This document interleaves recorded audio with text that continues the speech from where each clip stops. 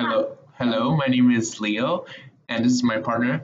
Dharti, and today we're going to be talking about the advertising of alcohol and tobacco.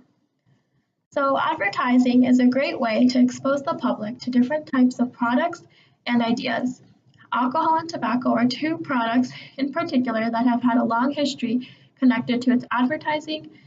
Looking back at the 1900s, here in this picture, we can see the different types of advertisements that were commonly circulating across various different medias. Here is a look at how advertisements try to market tobacco and alcohol now. It was actually difficult to find recent ads for tobacco, although alcohol ads were more prevalent. Specifically, alcohol ads are more common in the context of tailgates and football, as shown in the picture above. For example, the Super Bowl is perhaps one of the greatest ways to advertise and reach a large audience. The difficulty in finding recent tobacco ads shows that the popularity of their advertisement has gone down. Rather, we see coupons and pairing of tobacco with free gifts, but not as much explicit advertising as was present in the 1900s. So overall, when comparing the history and types of advertisements from the 1900s and now, we see a shift in the types of advertisements. In the 1900s, big themes in the ads include doctors recommending smoking, the idea of everyone smoking, the idea of that smoking is good for your health and that it makes you feel your best, the lack of mention of the negative effects and health risks, as well as the fact that it keeps you skinny and by using sex appeal. Now the advertisements have less direct promotion of tobacco, and there is no longer advertisement saying that it is good for you, as warning labels are becoming increasingly more popular. The ads that are common include featuring a free product with purchase or coupons. The overall trends in the ads show that there is a shift in the emphasis from smoking being more of a glamorized, popular, and safe behavior to one that has known risks and is less endorsed. Regardless, the biases are still present. So next, I'm going to talk about some harmful effects of alcohol.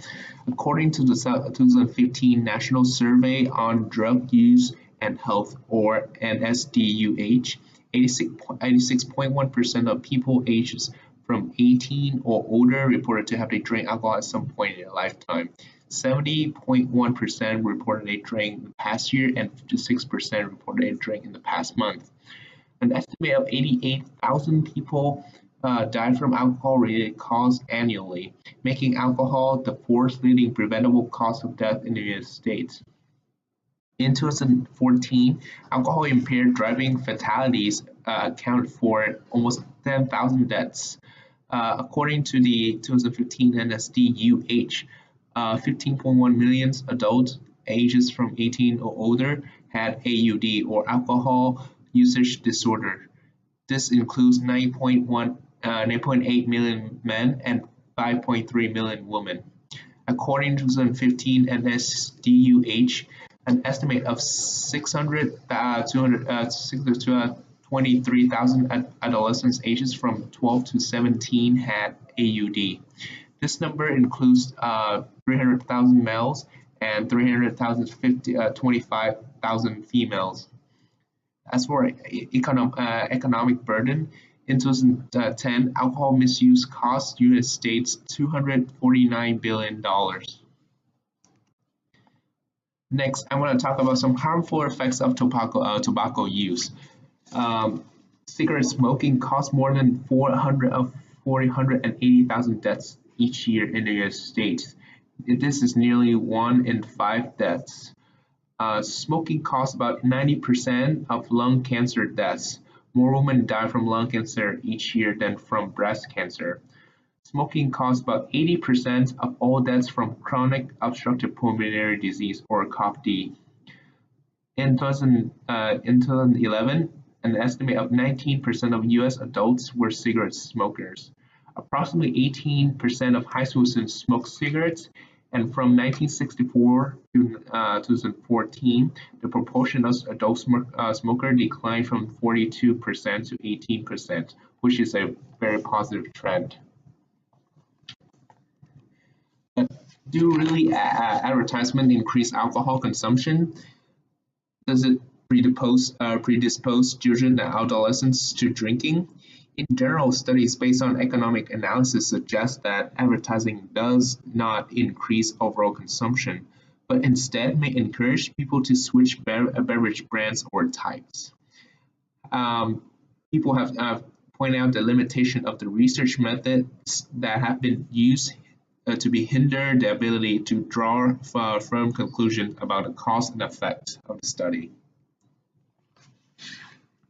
So looking at the neural circuitry for addiction, alcohol and drug addiction is characterized by the increase in input from the striatum, ventral pallidum, globus pallidus, nucleus accumbens, which represents the like portion, and also an increase in the fears represented by the amygdala, and most importantly, there is reduced input from the orbital frontal cortex and prefrontal cortex, which leads to decreased planning and leads to the likes, fears, and habit to take over.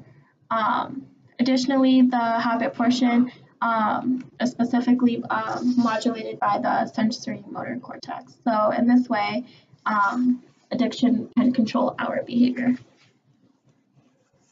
There are two very prominent models of the addiction.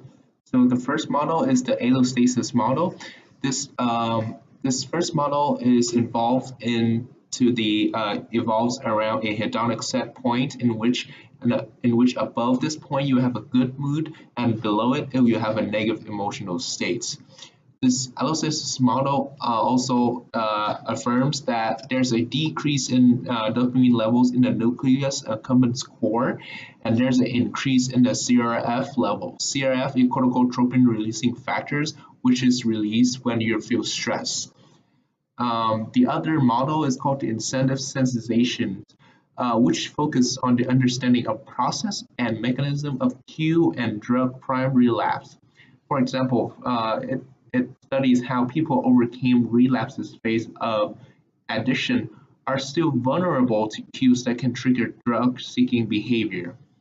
According to this model, it postulates that there's an increase in the nucleus accumbens core dopamine levels, which is opposite from the allostasis model.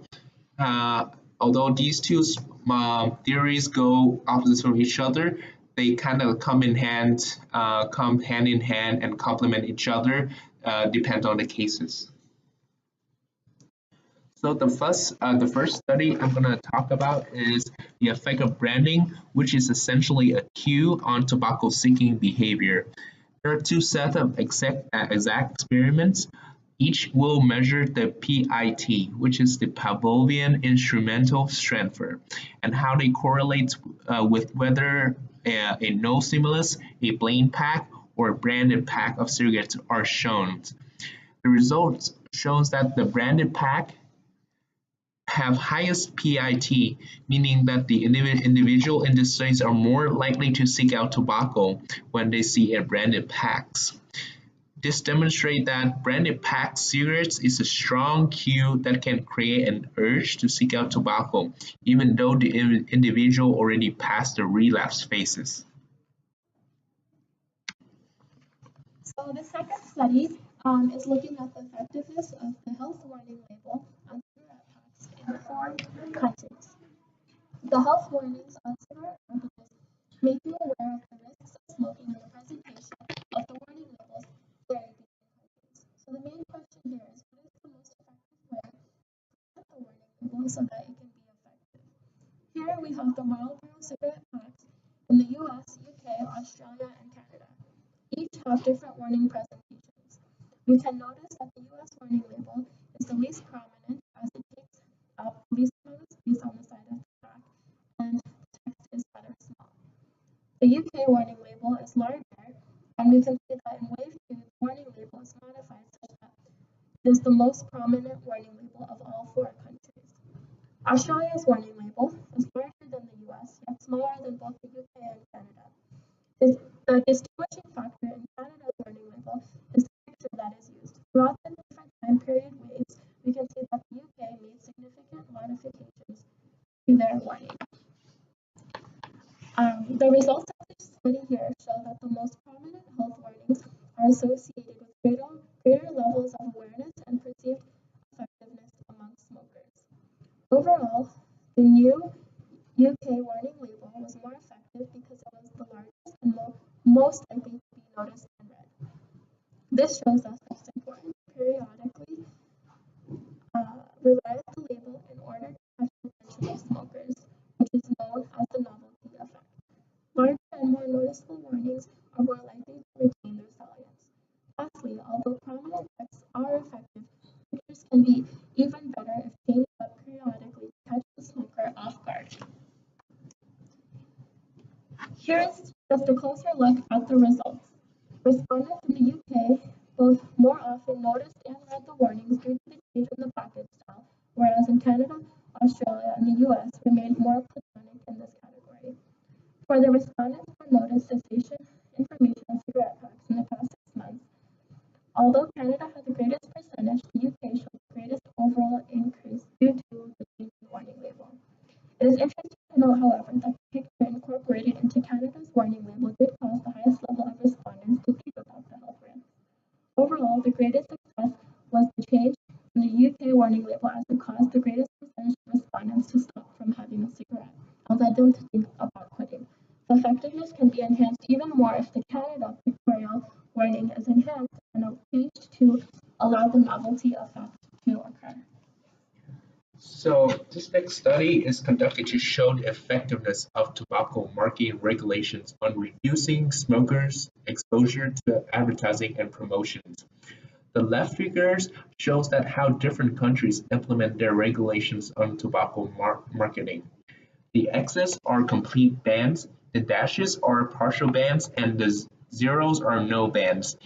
And as you can see, the UK, the Canada and Australia has strict regulations on tobacco marketing on billboards and newspapers and magazines. On the counterpart, the US has little or partial bans on these areas. And now on the right figures, I just want to focus on the statistics on the red boxes. This basically compares the percent awareness of tobacco between 2002, in which they started tobacco regulations, and 2008, which is 6 years later. And as you can see, there's a big decrease in tobacco awareness from 2008 to 2008, spanning different countries' study. This essentially showed the effectiveness of government regulations on reducing tobacco awareness and usage through tackling tobacco advertisement. All of these advertisements create biases in our behavior to smoke and drink or to not. There are real-life consequences as ads can easily escalate usage for many people. One such consequence is cortical syndrome. It is caused by severe thiamine deficiency and is most commonly present in alcoholics due to alcohol misuse. It is characterized by confusion, loss of recent memory, and confabulation. The primary structure that is affected is the mammary bodies, which play a role in memory. The usual route of treatment is to take the thiamine supplement and to stop drinking. This is just one consequence of how advertising can lead to alcohol misuse and a decrease in perception of danger. Many of us have heard of the DARE program and personally gone through it during our early years of schooling. This educational program is implemented in grade school to prevent the usage of drugs, alcohol, tobacco, and violent behavior. But how effective really is the program? Studies show it is not effective and in many cases actually increases usage of tobacco and alcohol. Why is this the case? Although the program is meant to prevent the usage of drugs and alcohol, the program is essentially advertising the drugs and alcohol to young kids. The program is teaching the kids about the effects of various drugs and their effects make the drug appealing to them. So in this way, it is essentially like advertising of drugs and alcohol. So the major takeaway points from our presentation and what can we learn about these biases. So there is no concrete correlation between alcohol advertising and consumption. And from study 1, we learned that branded packs are more effective means of advertising than non-branded.